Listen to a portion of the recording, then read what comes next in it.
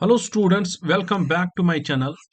जैसा कि आप जानते हैं कि हमने इस लेक्चर सीरीज में इंट्रोडक्शन खत्म की एक्सरसाइज के लिए, लेकिन एक्सरसाइज स्टार्ट करने से पहले एक प्रॉपर्टी यहाँ हम और डिस्कस कर लेते हैं। ये हमने अलग से इसलिए डिस्कस करनी है क्योंकि ये दो बाइनरी ऑपरेशंस एक साथ हम डिस्कस कर लेते हैं। This one is the multiplication and addition, और इस प्रॉपर्टी को हम बोलते हैं डिस्ट्रीब्यूटिव प्रॉपर्टी। ठीक है, इस प्रॉपर्टी को हम बोलते हैं distributive property of the multiplication और एडिशन। ठीक है, ओके। लेकिन फैमिली जो होगी वो वही है हमारे पास, हम रैशनल नंबर्स की फैमिली डिस्कस कर रहे हैं, तो फैमिली हमारे पास वही होगी रैशनल नंबर्स। और जो डिस्ट्रीब्यूटिव प्रॉपर्टी होती है ये सेटिस्फाइड है, मैं आपको पहले ही बताता चलूं कि ये सेटिस्फाइड है ऑन रैशनल नंबर्स। ठीक है, तभी तो हम इस पे ये पढ़ रहे हैं। डिस्ट्रीब्यूटिव प्रॉपर्टी ऑफ मल्टीप्लिकेशन और एडिशन ये सेटिस्फाइड है, इज सेटिस्फाइड, इज सेटिस्फाइड किस पे?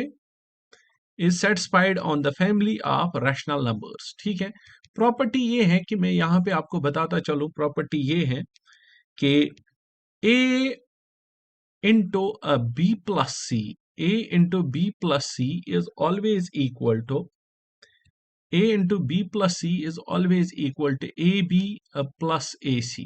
ठीक है, एक प्रॉपर्टी ये है, और दूसरी प्रॉपर्टी ये है इसकी, a into b minus c is always equal to ab minus ac। this property is called as the distributive property of the multiplication, ये multiplication है, और addition, ये addition है। ठीक है, this is the property। अगर आप कहीं पर भी a के लिए, अब हम इस प्रॉपर्टी को चेक भी कर सकते हैं डायरेक्टली। अगर आप चेक कर लोगे a का वैल्यू दे के, let suppose a is equal to 1/2 और b इज इक्वल टू कुछ ले लो 1/3 और c इज इक्वल टू 1/5 ले लो, then you will find out the LHS and RHS का वैल्यू बराबर आ जाएगा। You will find out LHS and RHS का वैल्यू बराबर आ जाएगा। ये देखते हैं यहाँ पर हमारा LHS है a इंटू बी प्लस सी, इसका वैल्यू दे देते हैं, देखते हैं क्या आ जाएगा हमारा। और RHS में देखते हैं that is AB plus AC। ठीक है, वैल्यू डाल देते हैं, a के बदले 1/2 into B plus C, B is equal to 1/3 and c is equal to 1/5। So that's equal to 1/2 into, this is 5 plus 3, 5 plus 3 divided by 15। So that is 1/2 into 5 plus 3, that is 8 divided by 15। 8 divided by 15, यहाँ देख लो, यहाँ मुझे आ जाएगा 8 divided by 30। So this is the result, 8 divided by 30। अब RHS में देखते हैं, AB into AC, A is equal to 1/2 into B is equal to 1/3 plus A फिर से 1/2 into C के बदले 1/5। ठीक है, सो वो मुझे आ जाएगा 1/6 प्लस 1/10। क्रॉस मल्टीप्लाई कर लो, and that's 10 plus 6 and divided by 60। So that's equal to 16 divided by 60। 2 से कसर काट के 2 8s are 16, 2 30s are 60, 2 30s are 60, that's 8 divided by 30। So LHS और RHS हमारा बराबर आ गया। इसका मतलब आप समझ गए कि ये जो प्रॉपर्टी है यहाँ पर डिस्ट्रीब्यूटिव प्रॉपर्टी, ये प्रूव्ड है, ये हर एक नंबर पे प्रूव हो जाएगी। ठीक है, तो आपको डिस्ट्रीब्यूटिव प्रॉपर्टी यहाँ याद रख लेनी है। ठीक है, अब हम आ जाते हैं अपनी एक्सरसाइजेस पे। एक्सरसाइज में हम देख लेते हैं कि हमारे पास यहाँ एक्सरसाइज का पहला क्वेश्चन देखते हैं हम। This the question number 1 of the exercise. This question number 1, using appropriate properties या आइडेंटिटीज फाइंड, इसका वैल्यू हमें निकालना है। इसका वैल्यू देखो, ये जो यहां से यहां तक मुझे मल्टीप्लीकेशन दिया हुआ है, इसका वैल्यू मुझे निकालना है। ठीक है, अब एक चीज आप अच्छे से याद रख लेना, मुझे अप्रोप्रिएट प्रॉपर्टी भी यूज कर लेनी है और वैल्यू भी निकालना है। ये दो चीजें मुझे कर लेनी है। पहले क्वेश्चन की लैंग्वेज को समझते हैं। अगर हमारे क्वेश्चन की लैंग्वेज अंडरस्टैंड हो गई तो हम क्वेश्चन को इजीली कर पाते हैं। तो हमें प्रॉपर्टी भी देख लेनी है और वैल्यू भी फाइंड आउट कर लेना है। ठीक है, अगर मैं, ये मेरे पास है बीच में क्रॉस मल्टीप्लाई, ठीक है, मल्टीप्लाई है, सॉरी, मल्टीप्लाई है, ये एडिशन है, ये सब्ट्रैक्शन है, ये मल्टीप्लाई है। ठीक है। अगर अगर मैं आपको बॉडमॉस रूल पे ले जाऊं तो पहले मुझे इन दोनों का मल्टीप्लाई करना पड़ेगा, और सब्ट्रैक्शन है यहाँ -3/5 इंटू 1/6, तो इन दोनों का मल्टीप्लाई करना पड़ेगा। तो इन दोनों का मल्टीप्लाई करके मैं इनको ब्रैकेट भी अगर डाल सकता हूं तो कोई प्रॉब्लम है नहीं। ये बात आप अच्छे से समझ गए। अब मान के चलो मेरे पास ये एक टर्म है, ये दूसरी टर्म है, और ये तीसरी टर्म है। ठीक है, मुझे प्रॉपर्टी भी इस्तेमाल कर लेनी है और वैल्यू निकालना है। डायरेक्टली वैल्यू नहीं निकालना है, प्रॉपर्टी इस्तेमाल करके वैल्यू निकालना है। तो इसमें अंतर है। अगर मैं डायरेक्टली वैल्यू निकालूं तो मैं इसका प्रोडक्ट कर लूंगा, इसका भी प्रोडक्ट कर लूंगा, फिर यहाँ प्लस साइन है या माइनस, वो चीजें ऐड कर लूंगा, इसका इसके साथ ऐड कर लूंगा, फिर जो बचा इसका इसके साथ सब्ट्रैक्ट कर लूंगा, that will be my result. लेकिन मुझे प्रॉपर्टी भी यूज कर लेनी है। ठीक है, आपने प्रॉपर्टीज में कम्यूटेटिव प्रॉपर्टी पढ़ी है। Commutative, what's commutative property? Commutative property is A binary operation of B is equal to B binary operation of A। और ये जो रैशनल नंबर्स हैं, they satisfy A plus B is equal to B plus A। और क्या satisfy कर लेते हैं? और सेटिस्फाई कर लेते हैं A into B is equal to B into A। ठीक है, ये सेटिस्फाई कर लेते हैं। अभी देख लो कम्यूटेटिव प्रॉपर्टी क्या होती है, कि हम कहीं पर मल्टीप्लीकेशन, अगर मेरा एडिशन होता है a प्लस बी, तो मैं उसके बदले b प्लस ए लिख सकता हूं। अब मैं मान के चलो यहां पर मुझे है 2 + 5 - 3। अगर मैं ऐसा कर लूं कि ये जो 2 + 5 - 3 के बदले लिखूंगा 2 - 3 + 5, ये समझ लेना। आप मुझे बोल सकते हो क्या इन दोनों का वैल्यू सेम रहेगा? हाँ, सेम रहेगा। ठीक है, यहां देख लो और यहां देख लो, वैल्यू सेम रहेगा। लेकिन मैंने इनको अदला बदला चेंज किया, अदला बदला किया, मीन्स कि इनमें चेंज लाई। तो किस प्रॉपर्टी से चेंज लाई? उस प्रॉपर्टी को हम क्यूमुटेटिव प्रॉपर्टी बोलते हैं। कि अगर आप कभी भी किसी नंबर को शिफ्ट करोगे आगे या पीछे, लेकिन अपने अपने जो आंसर आना चाहिए या जो आपके पास क्वेश्चन है उस पर इफेक्ट नहीं आ जाए, अगर आप ऐसा कर लेते हो तो आप समझ लो जो आप प्रॉपर्टी इस्तेमाल कर लेते हो वो उसको हम बोलते हैं कम्यूटेटिव प्रॉपर्टी। जैसे मैं और एक एग्जांपल दे देता हूँ, 2/5 इंटू 3/7 इंटू, याद रख लेना 5/2। अगर मैं इसको ऐसे लिखूंगा 2/5 इंटू 2/5 इंटू 5/2, ये ले आऊंगा आगे, ये 5/2 इंटू 3/7।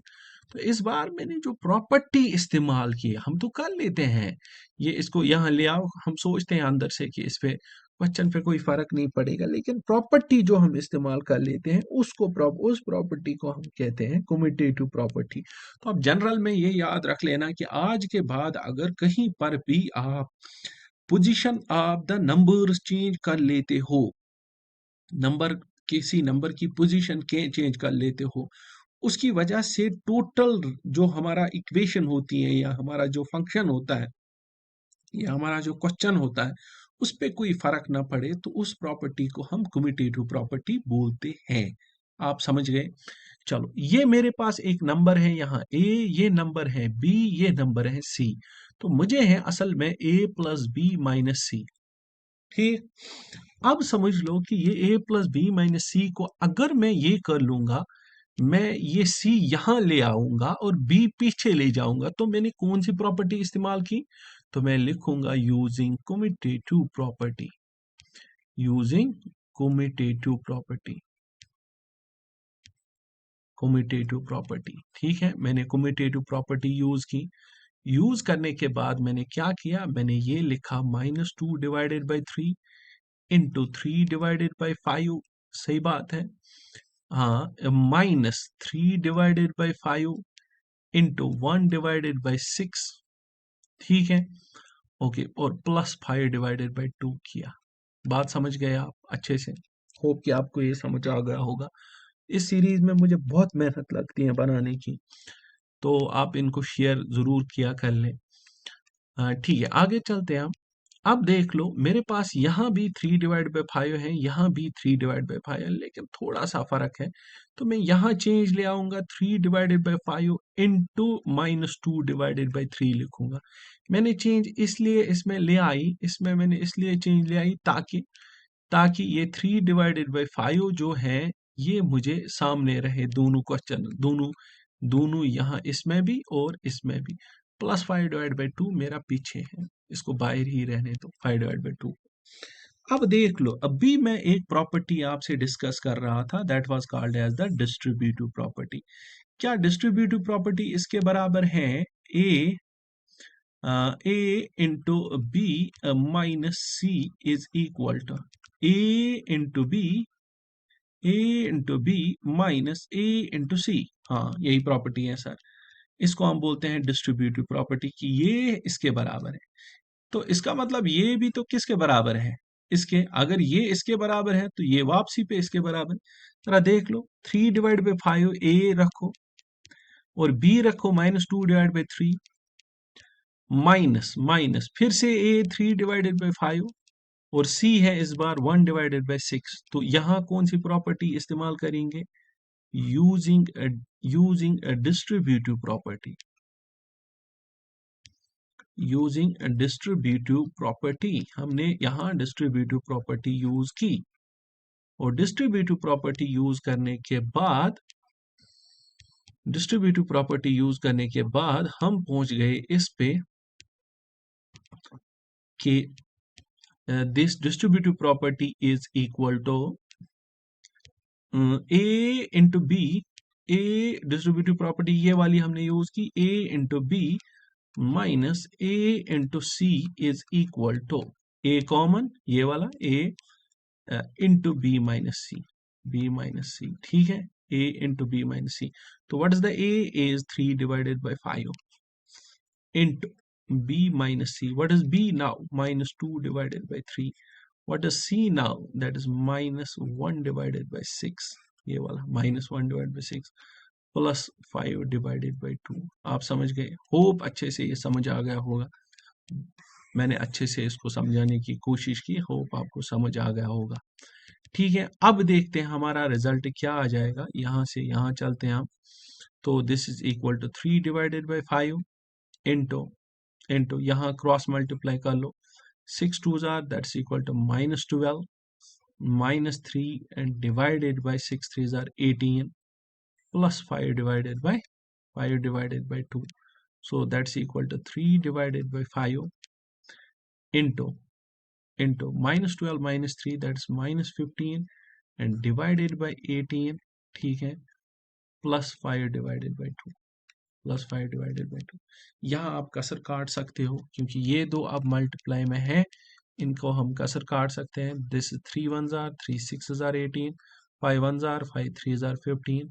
तो ये तो गया मेरे पास, यहाँ बचा खाली 3/6, इवन वो भी कटेगा। -3/6 सॉरी प्लस 5/2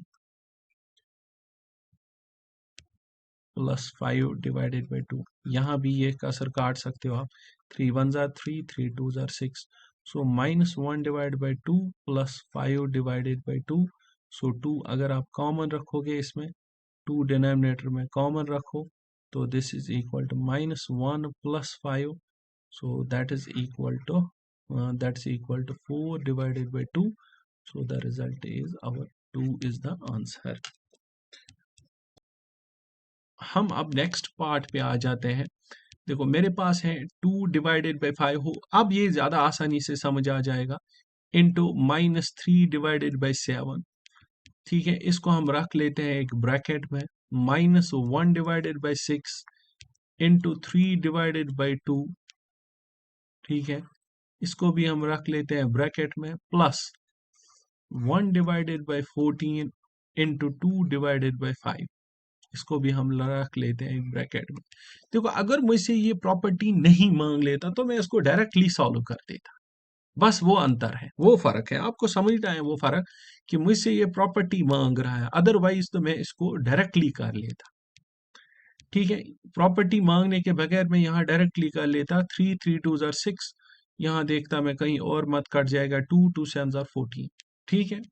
लेकिन प्रॉब्लम ये है कि ये मुझसे प्रॉपर्टी मांग रहा है, इसलिए मैं देख रहा हूं कि ये वाला पार्ट जो है, ये वाला पार्ट इसको मैं ए रखता हूं, इस वाले पार्ट को लेट सपोज मैं बी रखता हूं, क्योंकि इसको सी रखता हूं, क्योंकि बॉड मास रूल के हिसाब से पहले मुझे ये करना पड़ेगा। इसको मैंने ए रखा, इसको मैंने बी रखा, इसको मैंने सी रखा।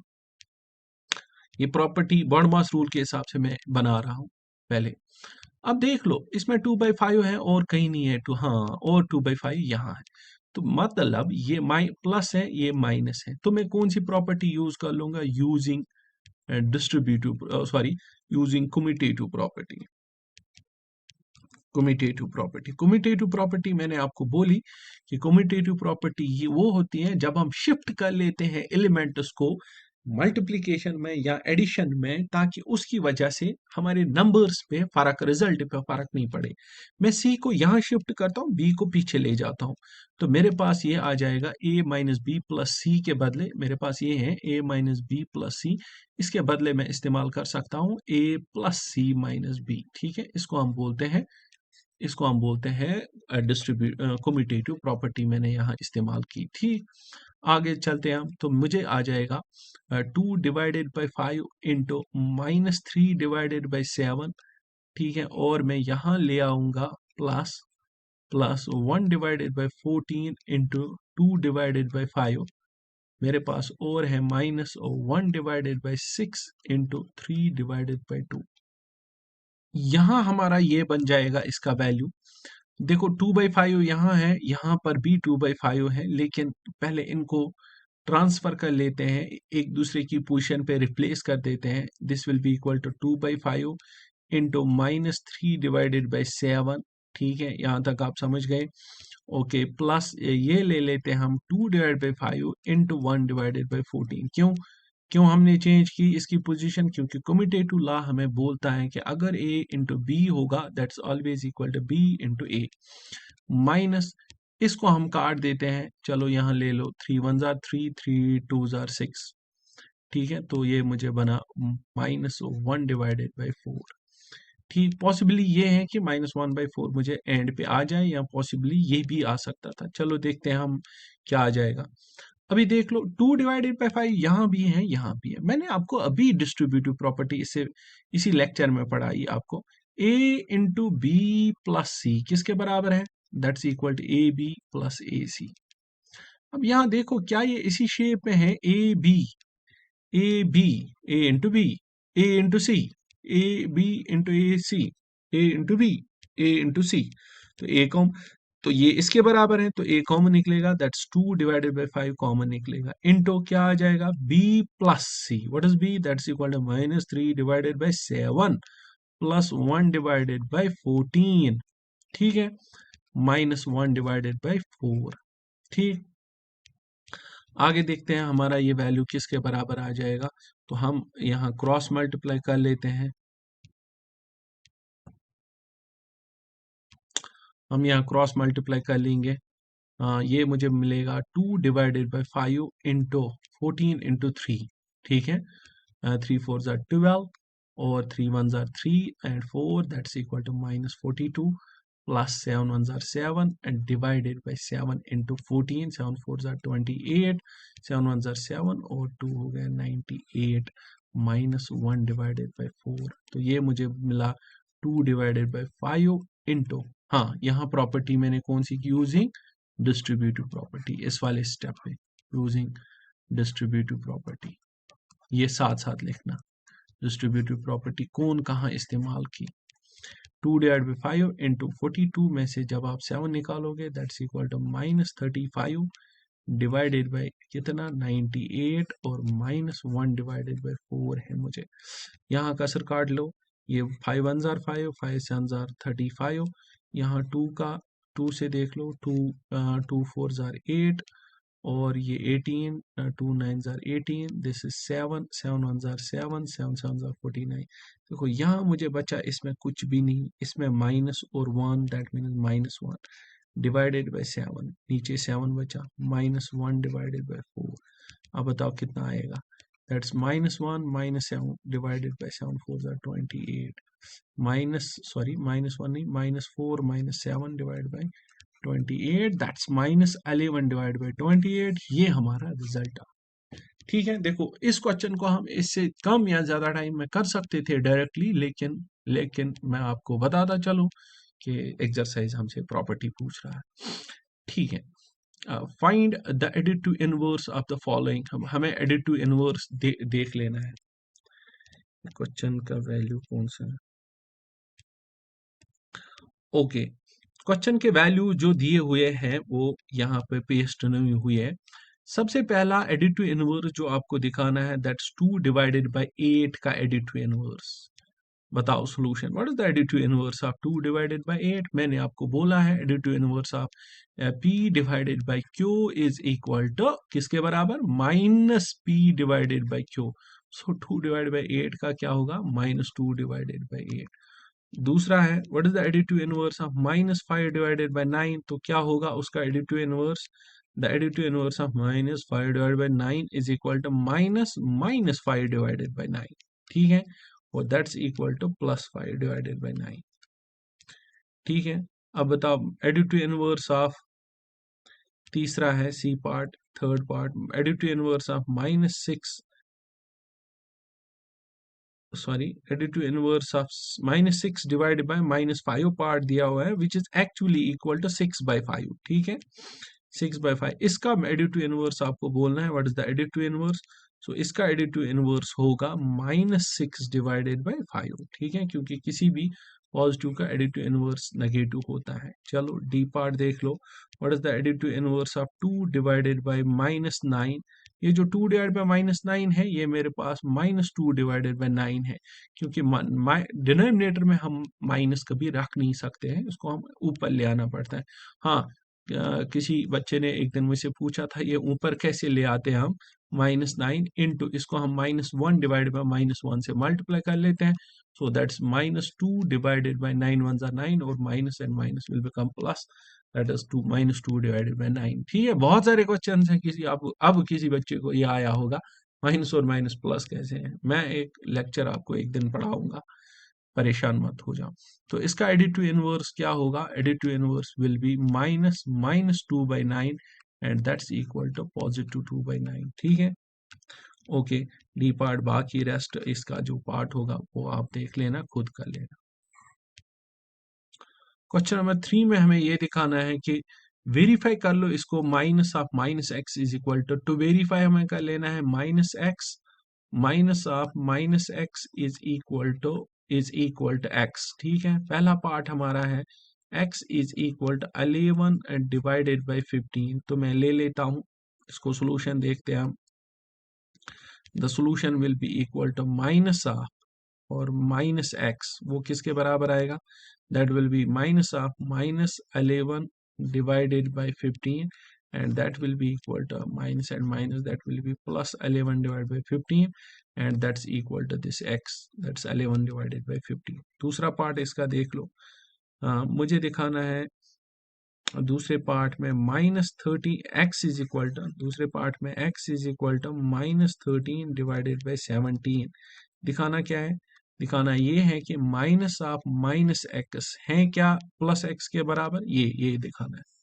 ठीक है, और x की जगह इस बार क्या ले लेना है? -17 divide by 13, -13 divide by 17। So -(-x) के बदले -13 डिवाइडेड बाय 17। समझ गए आप?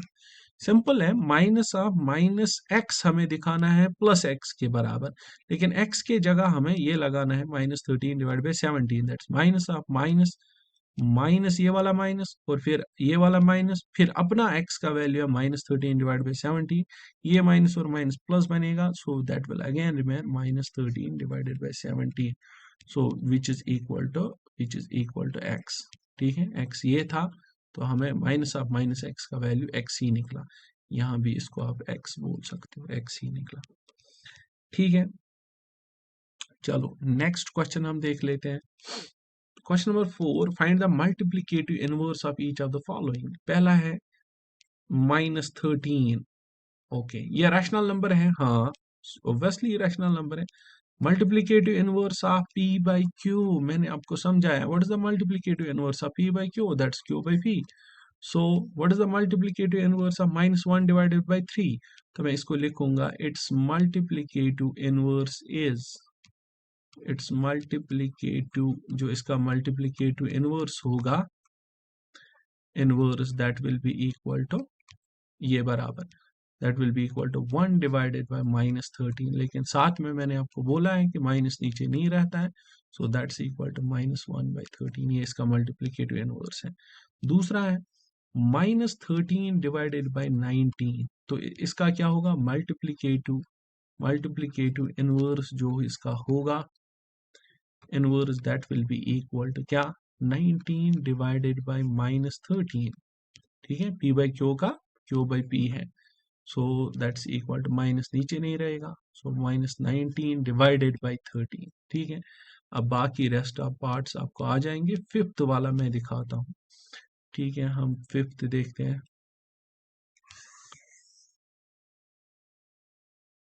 फिफ्थ देखते हैं हमारा क्या है. फिफ्थ पार्ट जो है, -1 इंटू -2 डिवाइडेड बाई 5. पहले हम इसका देख लेते हैं कि इसका वैल्यू कितना आएगा. This will be equal to -1 into -2, that is 2 divided by 5. तो मेरा रिजल्ट 2/5 आया. Its multiplicative inverse will be, its mi multiplicative inverse will be, क्या होगा इसका multiplicative inverse? 5 divided by 2. Hope कि आप ये समझ गए. चलो नेक्स्ट क्वेश्चन हम देखते हैं. Question number 5. Name the property under multiplication used in each of the following. यहाँ कौन सी प्रॉपर्टी इस्तेमाल हुई है? -4 divide by 5 into 1 is equal to 1 into -4 divide by 5. याद होगा आपको, a into B is always equal to b into A. ठीक है, ये प्रॉपर्टी इस्तेमाल हुई है. तो पहले पार्ट में कम्यूटेटिव प्रॉपर्टी इस्तेमाल हुई है, कम्यूटेटिव प्रॉपर्टी इस्तेमाल हुई है. ठीक है, दूसरे में देख लो, commutative property is used, that is a into B is equal to b into A. इसमें देख लो, -13 divided by 17 into -2/7 is equal to -2/7 into -17 divide by 13. फिर से same do property, that is a into B is equal to b into A. यही property इस्तेमाल हुई है. Okay, question number 6 देखते हैं हम. Multiply 6 divided by 13 by the reciprocal of -7 divided by 16. बच्चों मैं आपको एक चीज बता दूं, अभी तक जितने हमने क्वेश्चंस किए उनमें हमें कहीं नहीं सोचने का बोल रहा था. अब हमें सोचने का बोल रहा है कि कुछ नया सोच लो, कि डिकोड कर दो जो लिखा हुआ है, उसको पहले डिकोड कर दो. डिकोड करने के बाद आप सॉल्यूशन बता दो कि क्या रिजल्ट आएगा. हमें मल्टीप्लाई कर लेना है 6/13 को. मल्टीप्लाई देख लो, मल्टीप्लाई 6/13, ठीक है, बाय द रेसिप्रोकल ऑफ, तो हमें ये कर लेना है सॉल्यूशन. 6/13 को हमें क्या कर लेना है? Multiply by reciprocal of, by reciprocal of किसका? -7/16 का. अब देख लो, ये हुआ 6/13 को हमें मल्टीप्लाई कर लेना है बाय रेसिप्रोकल ऑफ -7/16. जरा वो बताओ किसके बराबर आएगा? वो आएगा सर 16 डिवाइडेड बाय 7 के, लेकिन 7 का -7 नीचे है, वो ऊपर आ जाएगा, तो यहाँ माइनस आ जाएगा. ठीक है, तो ये बनेगा मुझे, हाँ ये बनेगा मुझे, यहाँ कसर कहीं नहीं कटेगी. दिस इज इक्वल 6 36, 3 कैरी आ गया, 6 1 6 प्लस 3 9 माइनस 6 डिवाइडेड बाय 7 3 21, और 7 1 7 8 9 91, 96 डिवाइडेड बाय 91. क्वेश्चन नंबर 6 हमारा कंप्लीट हो गया. 7 पे चलते हैं बिना टाइम वेस्ट किए हुए. Tell what property allows us to compute as, कौन सी प्रॉपर्टी हमें ये बोल रही है कि 1 divided by 3 into 6 divided by 1 into 4 divided by 3 is always equal to as 1 divided by 3 into 6 divided by 1 into 4 divided by 3. कौन सी property sir? it is distributive property. No, it is associative property. हमने associative property में ऐसा पढ़ा है. क्या?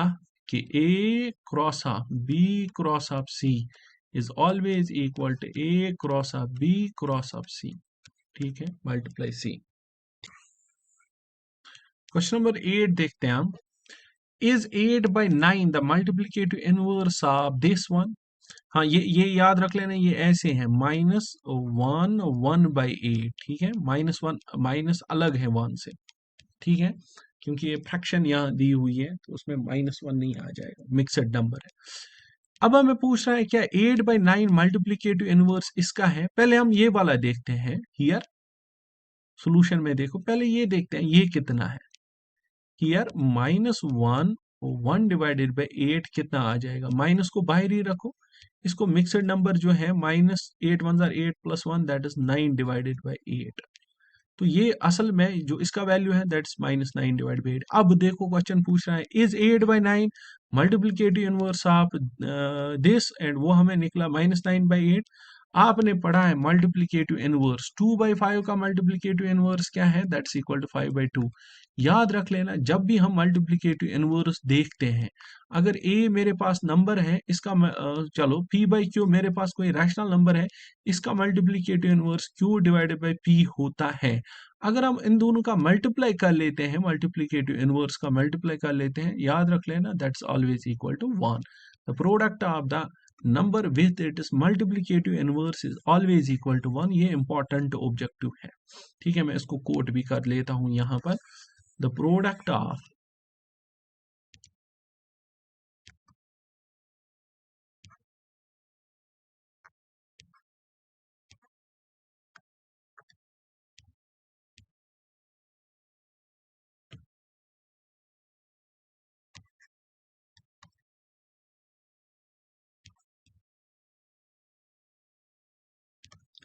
Okay, तो मैंने यहाँ कोट किया the product of a number which is multiplicative inverse is equal to 1। अब 8 डिवाइड बाई 9 का आप मल्टीप्लाई कर लो 9 डिवाइडेड बाई 8 से, तो ये -1 नहीं आएगा। चलो डायरेक्टली भी देखते हैं। क्वेश्चन ए पूछ रहा था is 8 by 9 the multiplicative inverse of this? क्या इसका मल्टीप्लीकेटिव इनवर्स? हम यहाँ देखते हैं, इट्स मल्टीप्लीकेटिव इनवर्स इज, वो कितना आएगा?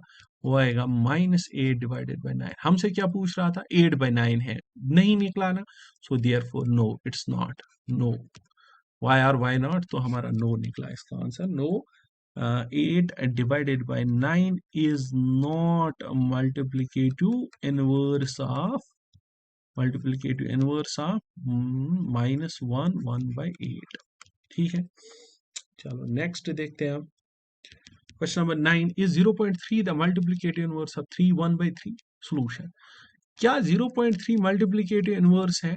अगर हम इसका मतलब मल्टीप्लीकेटिव इनवर्स दैट इज 0.3 का दूसरे तरीके से मैंने किया, इसको मल्टीप्लाई कर लेंगे 3 1/3 के साथ, तो रिजल्ट कितना आना चाहिए? That the result should be equal to 1। देखते हैं रिजल्ट 1 आएगा कि नहीं, मैं देखता हूँ। Here product of the inverse and multiplicative inverse कितना निकलेगा? तो ये निकला 0.3, तो मैं उसको लिख सकता हूँ 3 डिवाइडेड बाई 10 भी इंटू, यहाँ देख लो 3 3 9 plus 3 3 9 plus 1 that's equal to 10 divided by 3, और जब हम मल्टीप्लाई कर लेंगे दैट्स इक्वल टू 1। जब रिजल्ट 1 निकला, therefore the number and it's multiplicative inverse, product of a number and it's multiplicative inverse is 1, therefore 0.3 is multiplicative inverse of 3 1/3, ठीक है। तो ये है, पिछला वाला नहीं था, ये वाला है। Okay, right.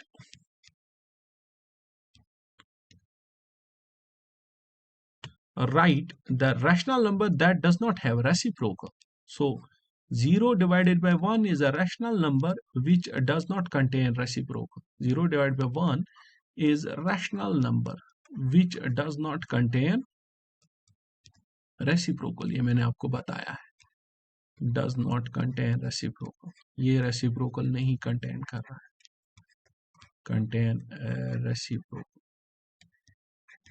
The rational number is that, दूसरा पार्ट है इसका, the rational numbers are that are equal to their reciprocals. Okay, the rational number that are equal to their reciprocal. कौन सा rational number है जो इसके reciprocal के बराबर है? 1 divided by 1 is a rational number. Which is equal to its reciprocal. ठीक है, क्योंकि 1/1 का रेसिप्रोकल 1/1 ही रहेगा, which is equal to its reciprocal.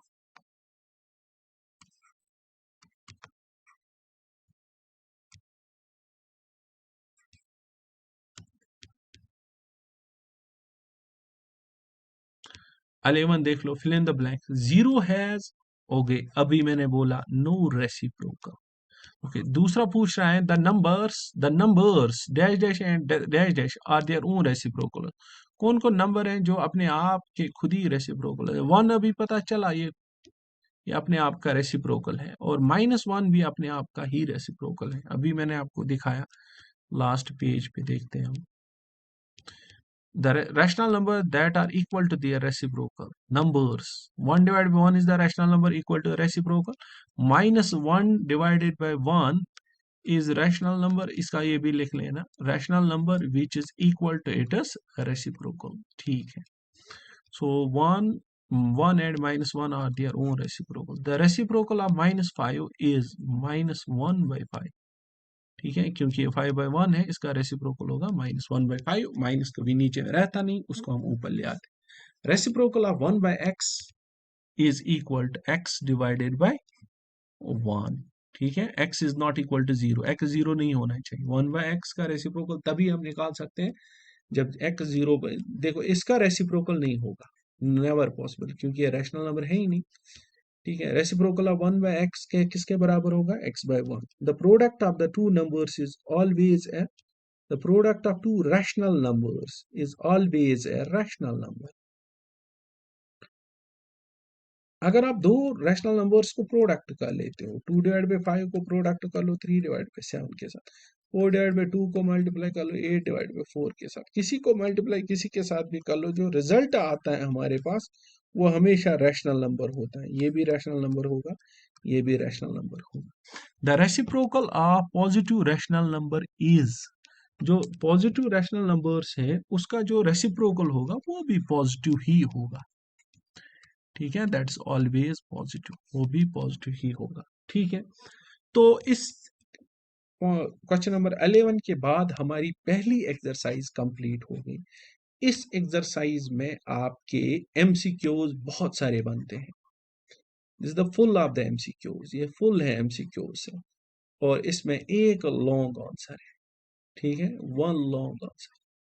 देखो, जब आप एग्जामिनेशन के लिए प्रिपेयर साथ साथ करोगे तो आप इस एक्सरसाइज के स्टार्ट में लिख लेना अपने, जो ही आप एक्सरसाइज स्टार्ट कर लोगे नोट्स बनाने पे, तो आप इसको ब्रैकेट में लिख लेना कि खत्म एक्सरसाइज करने के बाद वापस आके लिख लेना one long answer, one long answer, एक लॉन्ग आंसर है इसमें, that is the question number 1। और इसके बाद इसमें है MCQs, rest are the MCQ sets, जो बाकी हैं वो एमसीक्यू छोटे छोटे, यहाँ एमसीक्यू सेट्स हम नहीं लिख सकते हैं, इसको लिख लेना the rest are short answer type, short answers.